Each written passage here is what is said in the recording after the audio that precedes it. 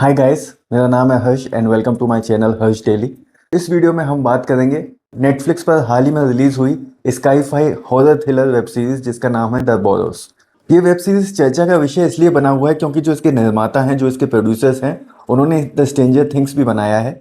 इसी वजह से इसके बारे में बहुत बात हो रही है और लोगों की एक्सपेक्टेशंस हैं कि शायद ये उसी लेवल की वेब सीरीज होगी जैसे कि द स्ट्रेंजर थिंग्स है। तो मैंने इसका पहला एपिसोड देखा और मैं आपको बताना चाहता हूँ कि पहले एपिसोड देखकर काफ़ी पॉजिटिव वाइब्स आ रही है। पहले एपिसोड में हमें कहीं कहीं हॉरर देखने को मिलता है, मिस्ट्री देखने को मिलती है, लेकिन बहुत कम है जो हॉरर एलिमेंट है शो का, उसको ज़्यादा दिखाया नहीं गया है। अभी काफ़ी पॉजिटिव फैमिली शो जैसा शो इसको बनाया गया है, मुझे लगता है पहला एपिसोड तो देख के। तो अब मैं आपको शेयर करता हूँ पहले एपिसोड की स्टोरी और इस शो का बैकग्राउंड। सबसे पहले मैं आपको बताता हूँ कि इस शो का नाम द बोरोस क्यों रखा गया। इस शो में बताया गया है कि द बरोस जो है वो एक ओल्ड एज रिटायरमेंट कॉलोनी है जहाँ पे लोग अपने जीवन के आखिरी दिनों को पीसफुली शांति के साथ जीने आते हैं। शुरुआत में शो में दिखाया जाता है कि इसी कम्युनिटी सेंटर में एक वुमेन रहती है जिसका नाम है ग्रेस। शो के बिगनिंग में ये दिखाया जाता है कि उसके पति से वो वीडियो कॉल कर रही होती है, लेकिन कुछ रीजंस की वजह से उसका पति उससे बोलता है look out for the owls in the wall. तो उसके पति को शायद कोई बीमारी होती है, वो इसको इतना सीरियसली नहीं लेती और इसी वजह से शायद उसका पति जो है उसके साथ नहीं रहता है और किसी मेंटल इंस्टीट्यूशन जैसी जगह पर रहता है। लेकिन इसके बारे में हम शो में आगे पता करेंगे कि उसके पति का जो कैरेक्टर है वो आगे भी हमें मिलेगा इस शो में। तो ऐसे ही चल रहा होता है। फिर उसके बाद ग्रेस जो है वो सो जाती है अपने घर में और सोते सोते उसे एकदम से सुपर नेचुरल इमेज या फिर उसे कहेंगे कि सुपर नेचुरल क्रिएचर या हॉरर क्रिएचर जो है वो उसके सर के ऊपर आता है और उससे बचने के लिए वो घर से बाहर निकलती है और घर से बाहर निकलते निकलते वो क्रिएचर उसे अंदर खींच लेता है और वही मर जाती है। फिर उसके बाद हम देखते हैं कि शो में जो मेन कैरेक्टर है उसकी एंट्री होती है, सैम कूपर, जिसका रोल एल्फ्रेड मोलिना ने प्ले किया है। सैम कूपर जो एक रिटायर्ड एरोनॉटिकल इंजीनियर है, उनकी वाइफ जो है वो एक्सपायर हो गई है, वो इस दुनिया में नहीं है।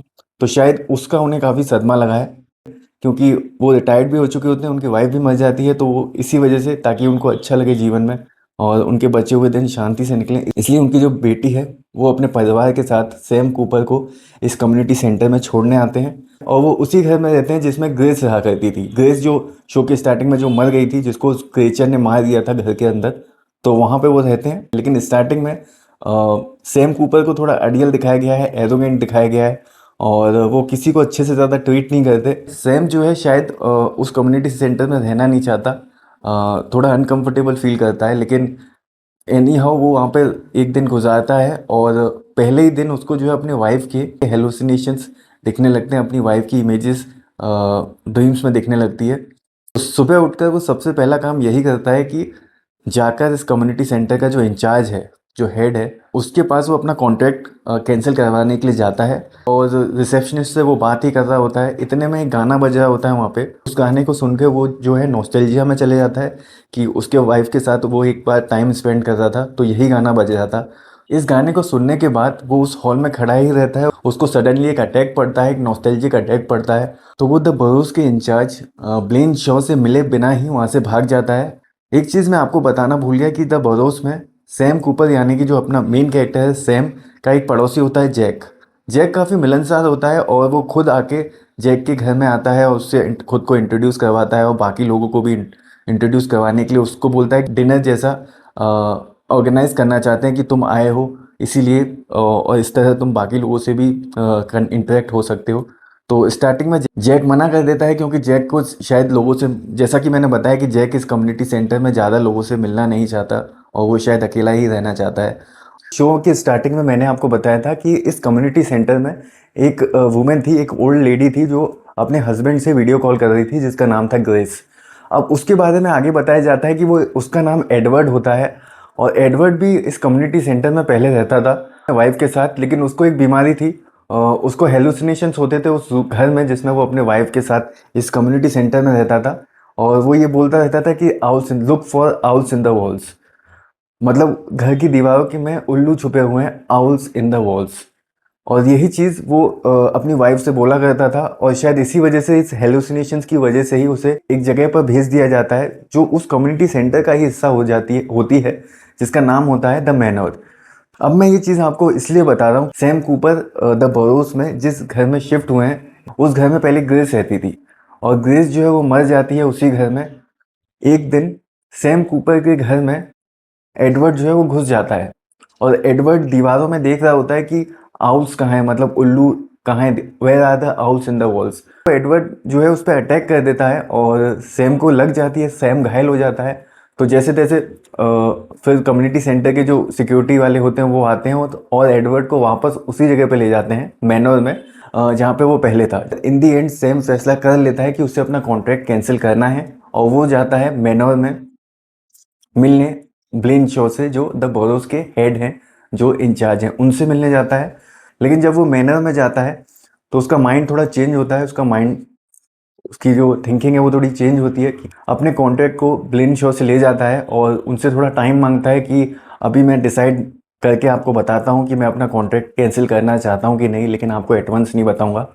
और इसी सीन में, और जैसा कि मैंने बताया कि एडवर्ड ने सैम के ऊपर अटैक किया था, तो एडवर्ड सैम से मैनर में माफ़ी भी मांगता है। जब सैम कूपर अब कॉन्ट्रैक्ट लेके वापस आते हैं तो वो जैक, और जो उनका पड़ोसी था जिसने उनको एक गेट टुगेदर डिनर के लिए इनवाइट किया था, जहाँ सारे कम्युनिटी के लोग होंगे और वो परिचित हो जाएंगे सबसे। तो जैक का जो ऑफर होता है बारबेक्यू का, सैम कूपर जब वापस द बोरोस में आते हैं, कम्युनिटी सेंटर में आते हैं, कॉलोनी में आते हैं, तो वो उस जैक के ऑफर को एक्सेप्ट कर लेते हैं और फिर वो जैक की पार्टी में जाते हैं जो ऑर्गेनाइज की थी जैक ने, खासकर सैम कूपर के लिए, ताकि वो सबको जान लें जो कम्युनिटी में रहते हैं। मैं आपको कैरेक्टरों के नाम बता देता हूँ कि कौन कौन द बोरोस में कैरेक्टर्स हैं जो सैम कूपर के पड़ोसी हैं। कपल होता है जूडी एंड आर्ट। तो इसमें से जो जूडी होती है वो एक फॉर्मर जर्नलिस्ट होती है और जो आर्ट होता है वो उसका हस्बैंड होता है। तो वो भी उस पार्टी में मौजूद होते हैं, वो भी सैम कूपर के पड़ोसी होते हैं। तो सैम कूपर उनसे भी इंट्रोड्यूस होता है, जैक से भी इंट्रोड्यूस पहले ही हो चुका होता है वो, और रीनी से भी वो इंट्रोड्यूस हो चुका होता है पहले ही। एक बार रीनी की जो है वो गाड़ी ख़राब हो गई थी, तो उसकी आवाज़, उस ख़राब गाड़ी की आवाज़ सुनकर एक बार सैम खुद आगे रहकर सैम ने उसकी गाड़ी ठीक की थी।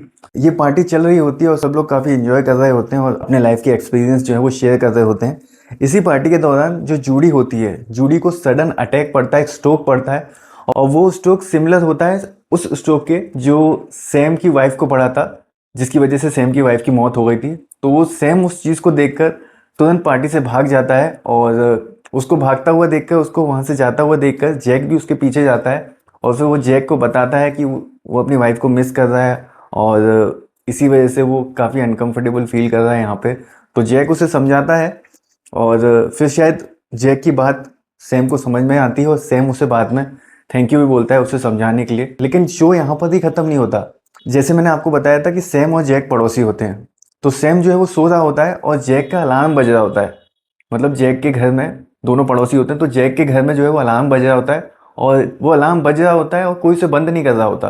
तो सैम उस अलार्म की आवाज़ सुनता है और जैक के पास जाता है। पहले तो वो जैक को आवाज़ देता है लेकिन जैक सुनता नहीं है, तो उसको कुछ लगता है कुछ तो गड़बड़ है, कुछ तो उसे अनईजी फीलिंग आती है। तो जैक के रूम की खिड़की तोड़कर वो जैक के घर के अंदर घुसता है और वहाँ पे वो देखता है कि एक सुपर नेचुरल, एक भूतिया हॉरर क्रिएचर, एक खतरनाक क्रिएचर जैक को पकड़े हुए, जैक की गर्दन पकड़े हुए, और सैम दूर खड़े होकर देख रहा होता है।